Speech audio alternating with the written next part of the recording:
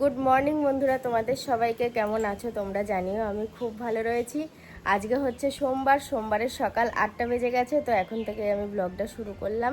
উঠেছি অনেকক্ষণ, টুকটাক কাজই সারছিলাম, কিন্তু ভিডিওটা আর শুরু করা হয়নি।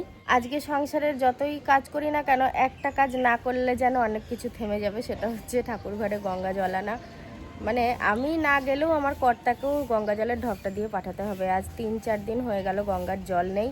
ওই ঘরে ছিল, ওই ঘরেও প্রায় শেষের দিকে। এবার দুই ঘরে যদি জল না থাকে, ঠাকুরকে তো জল দেওয়া যাবে না। তো সেই কারণেই করব, গঙ্গা জল আনাতে হবে। ওটা আমি সকাল থেকেই ভাবছি, ওই জন্য ব্লগেও বলে রাখলাম।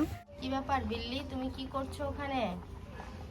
এই যে ভাত হয়ে এসছে প্রায়, এবার নামিয়ে দেবো। এখানটায় ভাতটা রাখলাম, আমাদের সব খাওয়া হয়ে গেল। না, ও খায়নি আর আমি খাবো। সকালের খাওয়া দাওয়া হলো। এখন সত্যি এই গরমে খাওয়া দাওয়া, রান্না, কোথাও যাওয়া সব যুদ্ধ বলে মনে হচ্ছে। তো এই যে এখন ভাতে জল দিচ্ছি। এই ভাতগুলো বেড়ে আছে। একবার মনে মনে ভাবলাম যে এই ভাতগুলো দুপুরে খাবো মুসুর ডালের বড়া করে। তারপর আবার ভাবলাম তৃপ্তি হবে না, কারণ জল দেওয়া ভাত আর এ কটা ভাতে হবেও না। এখনো হাঁড়িতে যদিও কটা আছে, এর মধ্যে মিশাবো। আর এ কটা হাঁড়ির ওপরকার একদম ঝরঝরে ভাত। আমি জানতাম, ভাতটা করার পর বুঝতে পেরেছি পুরো ভাত লাগবে না। তো ওই জন্য, আর আমি না দুটো চাল বেশি নিয়েছিলাম। আমি ভেবেছি আমার ননদ ভাত করবে না, ও ভাত নেবে। প্রায় দিন দেওয়া হয়, দিয়ে দেখছি ও আজকে ভাত করেছে, দিয়ে ওই জন্য ভাতগুলো রয়ে গেছে। হাঁড়িতেও কটা আছে, নিয়ে এসে জল দিই। আর দেখো আমার এগুলো কি অবস্থা হয়ে রয়েছে, সব ছড়ানো একবারে যাচ্ছে। তাই একটুখানি গুছাবো, 10 মিনিট বসবো, তারপরে। এই ভাত আছে তো, দুপুরে চাপাতে হবে না, ডালে বড়া করবা খালি হবে। না না থাক, এটা রাত্রে খেয়ে নেবো, টক হবে। রাতে নষ্ট হয়ে যাবে। না না, বেশ টক হবে, নষ্ট হবে না। তারাপীঠ গিয়ে এই বোতলটা আনা হয়েছিল, বলো যাক এখন কাজে লাগছে। এবার আমাকে সবজি নিতে হবে। তোমরা এটা ভেবো না আমি বস্তা করে সবজি কিনবো। আমি বস্তা করে আগের দিন আলু কিনেছিলাম। আলুটা না একটু মিষ্টি লাগছে, আর এটা একটা মহা সমস্যা। আমার কর্তাকে অল্প তরকারি দিয়েও ভাত দিলে চলবে, যে কোনো তরকারি দিয়ে ভাত দিলে চলবে, কিন্তু আলু যদি মিষ্টি হয় ব্যাস, ও আর খাবে না। এটা আমার এই সবজি ভাইও জানে। তো সেই জন্য একটু মিষ্টি হয়েছে বলে আমি আলুগুলো চেঞ্জ করে নিচ্ছি। কি আবদার আমাদের বলো। এটা যদি বাজার থেকে কিনে আনতাম তাহলে কিন্তু হয়তো সম্ভব হতো না, খুব মুখ চেনা না থাকলে। আর বাড়ির কাছে আসছে আলু মিষ্টি, একবারে পাল্টে অন্য সবজি নিচ্ছি, নয়তো ভালো আলু নিয়ে নিচ্ছি। দুপুরে যে কি রান্না করব সেটাই ভেবে পাচ্ছি না। একবার ভাবছি কি মুসুরির ডালের বড়া, জল দেওয়া ভাতই খাবো সত্যি করেই। তারপরে আবার মনটা পরিবর্তন হয়ে যাচ্ছে। আজকে আমার কর্তা গঙ্গা স্নান করে এসছে, একবারে গঙ্গার জল আনতে গিয়ে কাজের গোছ করে এসছে। বলো তো গঙ্গার গেছি স্নান করবো না, এমন তো কথা নাই। এই দেখো আমার গিন্নির পরিমাণের তেল দেখো কতটা, দেখো তেল দেখো কতটা বড়া, মানে ডাল বাটা আর এইটুকুনের তেল। কি বলো তুমি, এই তেলটাই অনেক, দেখো না হয়ে যাবে, পরে লাগলে আবার দেবো। কেন জানি না মুসুরির ডালের বড়াটা আমার শিলে বেটে খেতেই ভালো লাগে।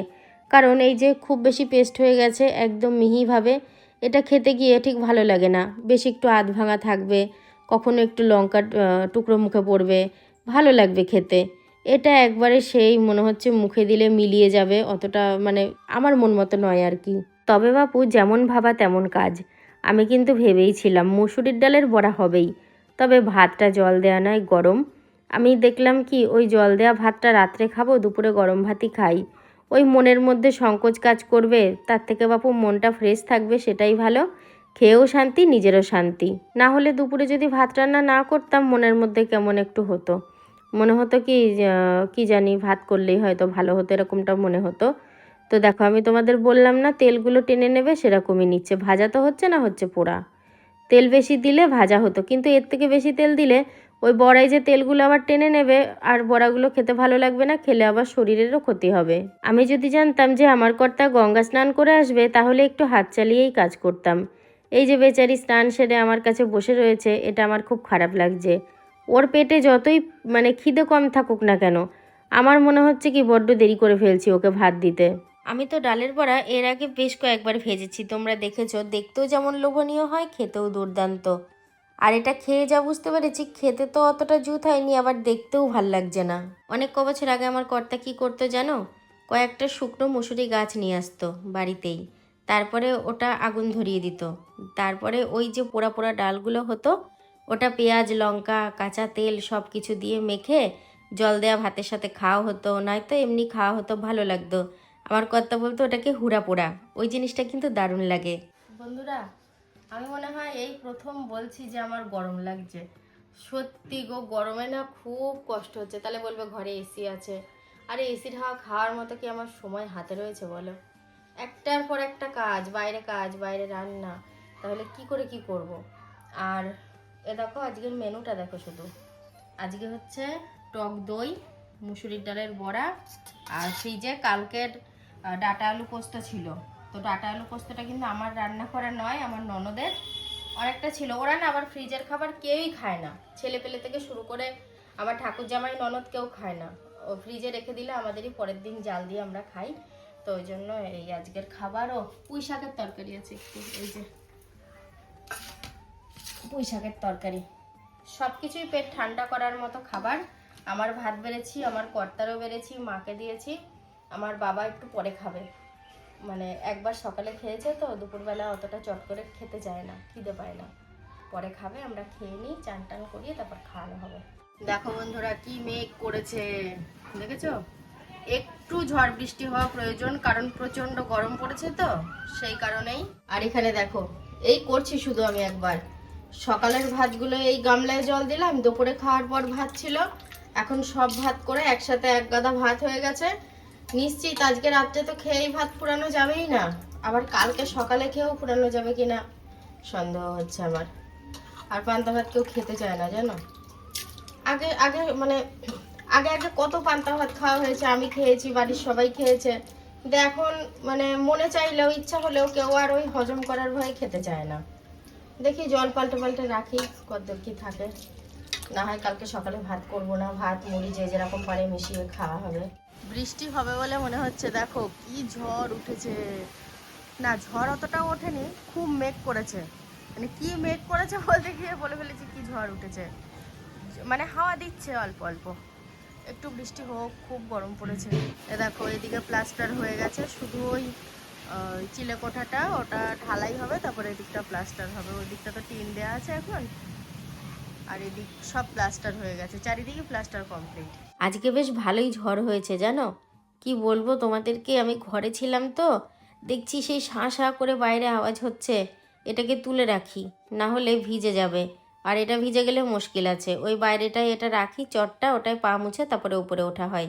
আর আমার বারান্দার যা অবস্থা হয়ে রয়েছে, শুধু বারান্দা না ঘরও, ঘর ঠান্ডা হবে বলে বারবার দরজা জানলাগুলো খুলে দেওয়া হচ্ছে, সেই জন্য এই অবস্থা, ধুলো ঢুকে পড়ছে ঘরের মধ্যে। মানুষ যখন খুব রেগে যায় যাচ্ছে তাই বলে, তারপরে কিন্তু নিজেই কান্না করতে শুরু করে। এটাও ঠিক, ওই ঝড়ে উথাল পাতাল হলো, তারপরে দেখো বৃষ্টিটাও শুরু হয়েছে। আর আমার কর্তা উপরে ছিল এতক্ষণ, কিছু একটা করছিল মনে হয়। সে গরু ছাগলের গায়ে মশা বসলে যেমন তারাই ওরকম নিজের গায়ে গামছাটা বাড়ি দিচ্ছে। আর এখন হাওয়াটা দিচ্ছে, খুব ভালো লাগছে, বেশ ফ্রেশ লাগছে হাওয়াটা। আর আমি আরও দাঁড়িয়ে একটু কি করব হাওয়া খাচ্ছিলাম। আর কিরমভাবে মুছছে দেখেছো? এই যে বন্ধুরা আবারও ইঁদুর তল্লাশি, মানে খুব ডিস্টার্ব করছে তো। ওই একটাই ছোট সাইজের, দেখো কি করেছে, ওগুলো উল্টিয়ে, ভালো লাগে কত কাণ্ড। আজ এই প্রায় বেশ কিছুদিন ধরে এই কাণ্ড করছে। এই বিকেল বেলায় এই কাণ্ড আমার ড্যাং ভালো লাগে না। এগুলো কি অবস্থা হয়েছে ঘরের, হ্যাঁ? তুমি তো কোনো রকম এই জাজিমটা তুলে দিয়ে সোফাটা দাঁড় করিয়ে দিয়ে চলে যাবা, তারপরে তো আমাকে পরে এগুলো পরিষ্কার করতে হবে, ভালো লাগে? ব্যাং এগুলো সে পুরীর ছবি তো। সুন্দর চশমা পড়েছে তো, তুমিও তো পড়েছো। হ্যাঁ আমিও পড়েছি, সুন্দরও পড়েছে, সবাই পড়েছিল। এই যে একটা, এই যে তুমি সে তো হলো, একটা খাতা বের করতে বলেছিলাম না, ওই খাতাটা বের করে রাখো খুঁজে, খুলেছি যখন। মাথায় চশমা দেয়া। বৃষ্টি থেমে গেছে, নাইটি পরেছিলাম, আমি শাড়ি পরে নিলাম। আমার ননদের শ্বশুরবাড়ির ওখান থেকে মানে কয়েকজন এসছে, তো তাদের সাথে একটু দেখা করবো গিয়ে। দেখো আমি নাইটি পরে ভিডিও করি, হয়তো বলবে নাইটি পরে তো ভিডিও করো, রাজ্যের মানুষ দেখে, রাজ্যের থেকেও বেশি মানুষ দেখে, রাজ্যের বাইরের মানুষও কম বেশি দেখে। তো তখন তোমার কিছু মনে হয় না, আসলে সেটা না।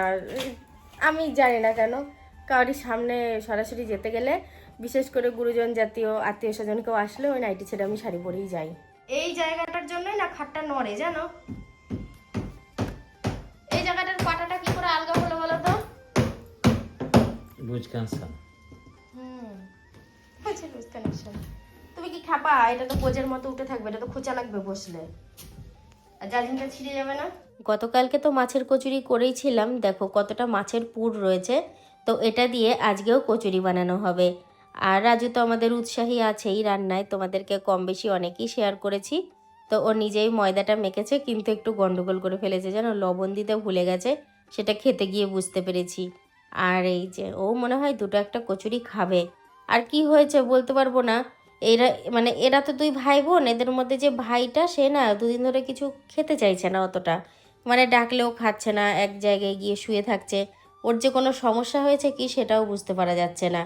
এবার বাড়িতে যারা থাকে যদি না খায় কেমন একটা লাগে না মনের ভিতর।